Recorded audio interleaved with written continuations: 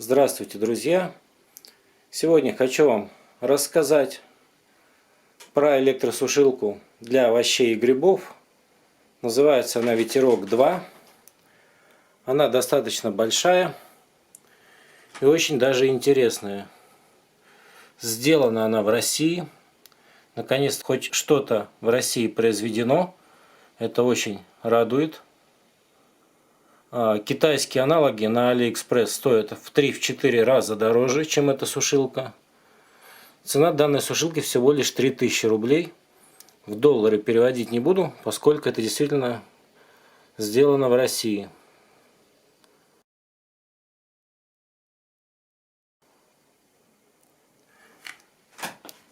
Коробка сразу видно, что русская. Она вся вот такая вот картонная, без каких-либо опознавательных знаков. Таким вот красным скотчем запакована. Единственная, с одной стороны, наклейка, где написано, что это электросушитель. Масса сушилки на сайтах нигде была не указана, поэтому думаю, это будет интересно. Суммарный объем сушильной камеры 30 литров, а масса сушилки 6 килограмм. Данную сушилку мы попробуем сегодня на сушке яблок. Грибы, к сожалению, уже все, которые могли, высушили, замариновали и так далее. Но если будут грибы, конечно, еще и грибы попробуем в ней посушить. Вот. Но пока что займемся яблоками. Причем яблок много. И действительно сушилка понадобится большая.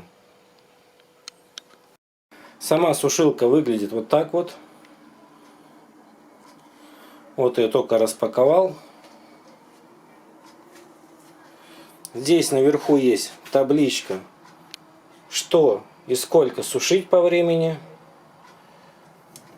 И также вот такой вот указатель с часами. Это, допустим, если вы в 16 часов на сушку что-то поставили, чтобы вам не запоминать, а здесь ползунок поставили, чтобы вы в 4 часа вечера начали что-то сушить. И смотреть, через сколько выключить. Причем сушилку взяли прозрачную. В ней будет все видно, как проходит сама сушка непосредственно. Взяли где 6 поддонов у сушилки. 6 круглых поддонов. Диаметр поддонов, по-моему, 36 сантиметров. Она, в общем-то, кажется большой из-за своей высоты. Так-то она и не очень здоровая. Не обязательно ставить все поддоны. То есть можно оставить, по идее, 2-3 поддона, и она будет вот, ну вот, допустим, 2 поддона, да, и закрыть крышечкой. Остальные поддоны убрать. Но когда необходимо много высушить, например, вот как у меня ситуация, яблок очень много, ну, много, чтобы маленькой сушилке сушить, поэтому будем ставить все 6 поддонов. В комплекте к сушилке идет инструкция, руководство по эксплуатации от Спектр прибора изготовителя. Видите, сделано в России.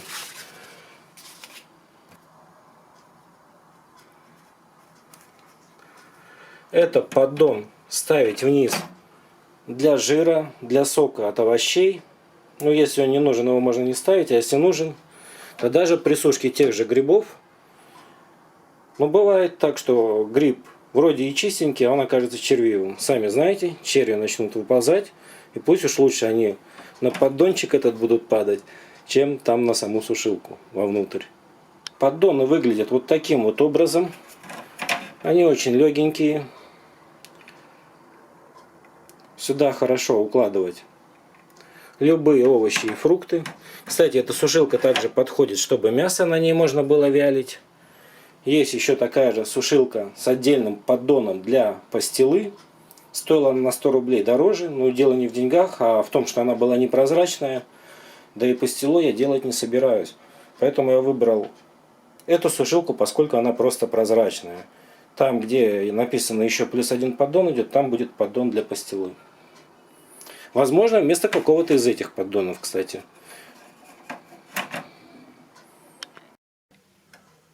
На один поддон можно загрузить 2 килограмма фруктов или овощей.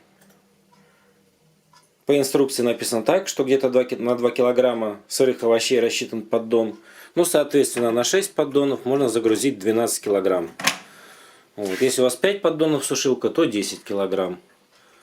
Вот это вот подставочка, которая для стекания жира или сока с фруктов, ставится на нижний поддон, то есть не на самый низ, а именно на поддон на нижний. И если вы будете с ней сушить, то считайте, что у вас будет минус 1 поддон. Поэтому лучше берите все-таки сушилку, где 6 поддонов, потому что один ей займете, уже 5 останется. Вот. Непосредственно сама сушилка, можно сказать, сам аппарат, выглядит вот так вот. Он очень небольшой, ну как небольшой, видите, размером примерно со стул. Так что вот вам габариты оценить вполне реально. Стул, кстати, у нас не маленький, деревянный, такой хороший, добротный стул. Вот. Вот такая вот вилка под европейскую розетку. И есть вот такой вот регулятор.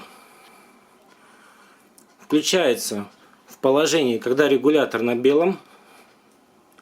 Это значит, когда вы воткнете вилку в розетку, вентилятор заработает, но обогревательный элемент не включится. Грубо говоря, здесь обычный тепловентилятор внизу.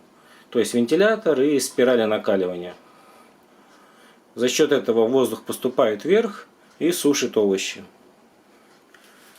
Синий — это температура до 40 градусов сушить. Зеленый — температура около 60 градусов сушки. И красный — это максимальный 70 градусов. Вот, когда уже включите, настраиваете, на какой режим сушки вы хотите включить. Вот он даже щелкает. То есть вот слышно. Это включение и выключение сушилки. Многие говорят, что здесь нет кнопки выключения, но кнопка и не нужна. А когда она воткнута в сеть, вентилятор закрутится автоматически. Это в принципе удобно, чтобы не забыть выключить сушилку. Она издает звук достаточный, ну, как обычный вентилятор жужжит. И слышно, что она работает. Но при этом нагревательный элемент выключен. Вот сейчас он включен. Давайте попробуем воткнуть в сеть, послушаем, какой она издает шум. Ну вот, я ее воткнул в розетку. Дует ветерок холодный, поскольку на холодном воздухе включил. Ну, слушайте, насколько громко. Готовы вы с этим жить или нет?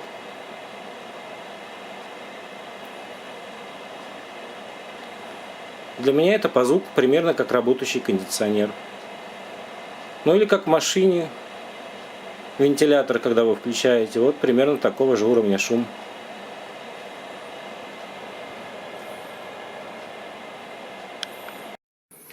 Снизу сушилка выглядит вот так вот. Очень устойчивые, хорошие ножки. Написано, где она изготовлена. Вот, надеюсь, вам видно. Давайте сейчас я попробую увеличить, чтобы тени не было.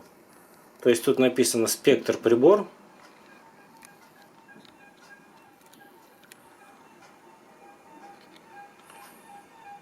И здесь вот надпись «Сделано в СССР». Ой, в СССР, извините. Сделано в России, конечно. Уж так давно не брал русских вещей, что отвык, что что-то сделано в России.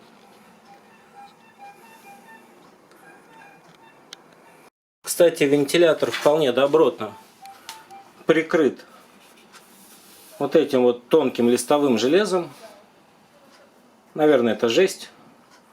В принципе, сюда даже без поддона ничего особо не должно проваливаться. Тем более оттуда дует воздух из щелей. И они вот в таком вот прикрытом виде.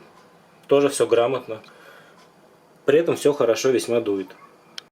Если у вас совсем мало для сушки фруктов или грибочков, вот, например, один поддончик ставите, включаете на температуру, которую желаете. Ну и чтобы тепло не уходило, закрываете это все крышкой.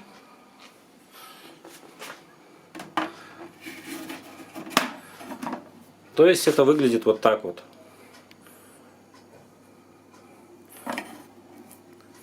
Ну и не забываем ставить время ползунком.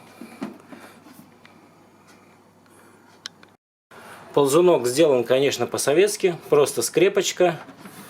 Одной рукой неудобно, но тем не менее он перемещается. Двумя руками вы вполне комфортно действительно выставите время. Он достаточно тугой, случайно его никто не собьет. Ну и удобно действительно, что на наклейке есть, вот, допустим, яблоки сушить 6-8 часов при температуре от 55 до 70 градусов.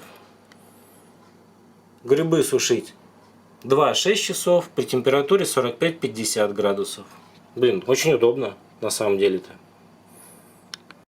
Вот, друзья, сушилка в собранном виде. Провод у нее не очень длинный, около 2 метров, но ее всегда можно поставить рядом с розеткой, либо воспользоваться удлинителем. Ну а сейчас пора приступить к подготовке яблок непосредственно для сушки. Для ускорения процесса, друзья, яблочки я буду резать, ну, а скорее всего даже не я, а моя супруга, сейчас мы ее напряжем, вот таким вот ножичком. Оно сразу режет яблоко на несколько частей и удаляет сердцевинку. Так сказать, огрызка в них не будет. Ну а дальше уже можно дольки дополнительно будет порезать ножом, если в этом будет необходимость. Кстати, хорошая штука, рекомендую, стоит дешево, а вещь удобная. Скажу честно, изначально данную сушилку приобретать не хотелось. Но что-то в этот раз очень много яблок, действительно. И сушить их все в духовке, а тем более духовка у нас газовая. Плита у нас газовая, если бы была электрическая, проблем бы не было. А так приходится вот так вот с открытой дверцей сушить. Противенек на самый верх ставить. Они немного пригорают при сушке. А другого выхода в Питере я не вижу. Это город дождей, да и температура ночью здесь холодная, чтобы там на балкончиках выложить. На ту же сушилку для белья, допустим, и накрыть их занавеской, разложить. Они просто сгниют. Ну, жалко. Да и вещь полезная, пригодится. Возможно, кому-то будет интересно почитать инструкцию, руководство пользователя. Поставите на паузу тогда. Вот одна сторона.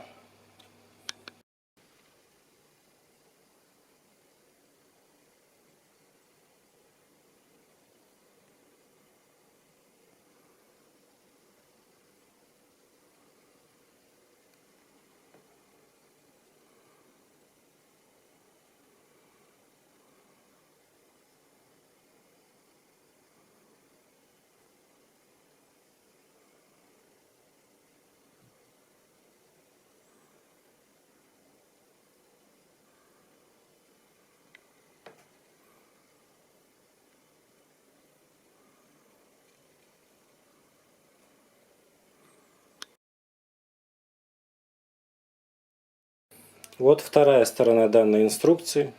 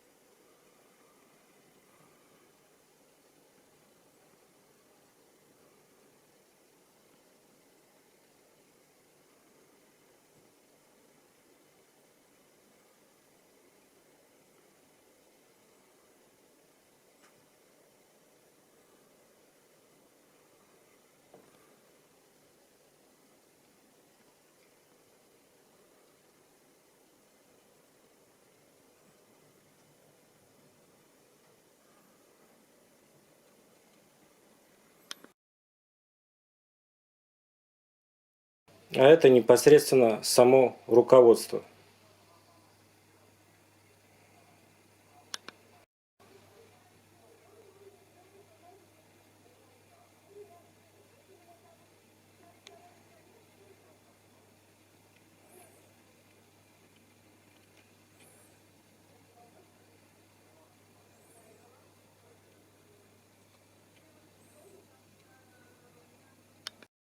Технология сушки продуктов.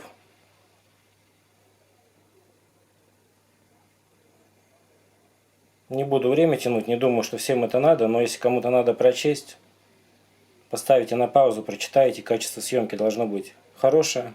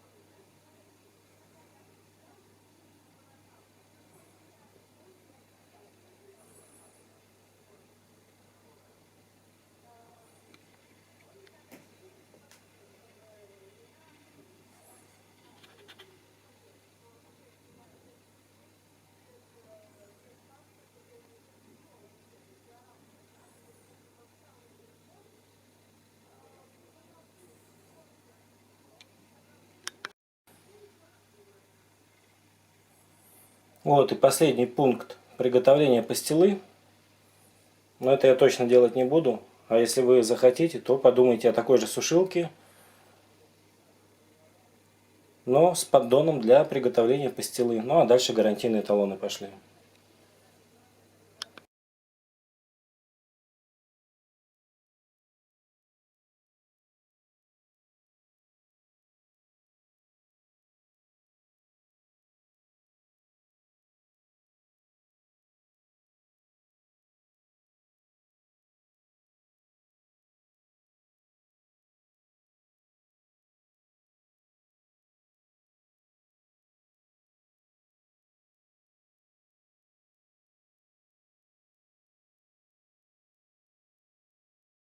Кстати, перед тем, как покупать, читал отзывы об этой сушилке.